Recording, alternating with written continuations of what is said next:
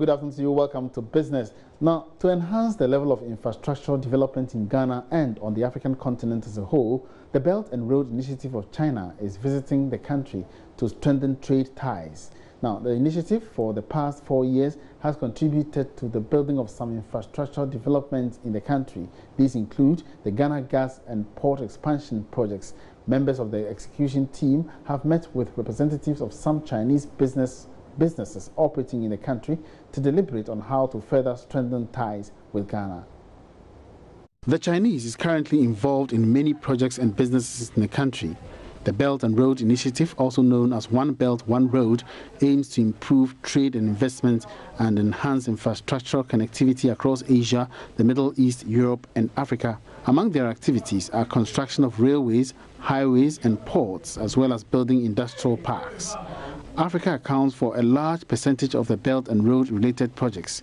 In Ghana, for instance, port expansion and Ghana gas infrastructure projects are some major development projects. Standard Chartered Bank is facilitating their projects. Speaking to Joy Business in an interview after a media briefing, Executive Director of the Belt and Road Strategy Execution Team for Standard Chartered Bank China, Sebastian Err, says the initiative is looking at increasing trade between the two countries.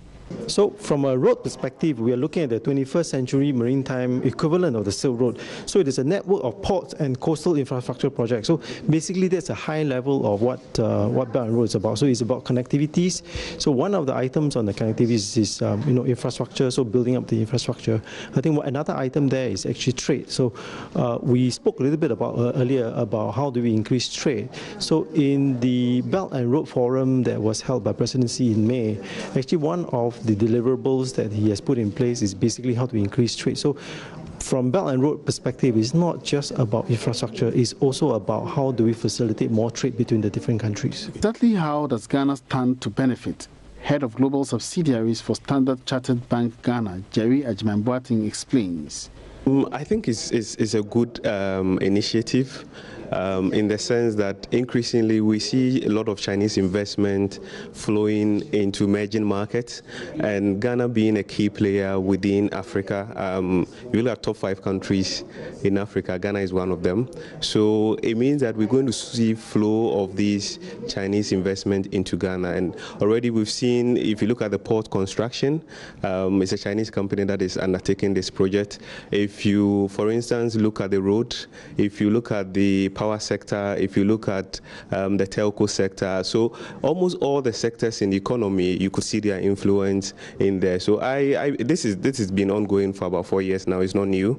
The presence of the team in Ghana really is to sort of bond with the local Chinese, to bond with the Chinese companies on the market and to reassure them, that our network, indeed the Standard Chartered network, is here to support their business growth in Ghana. The initiative hopes to accomplish various infrastructure projects in the country.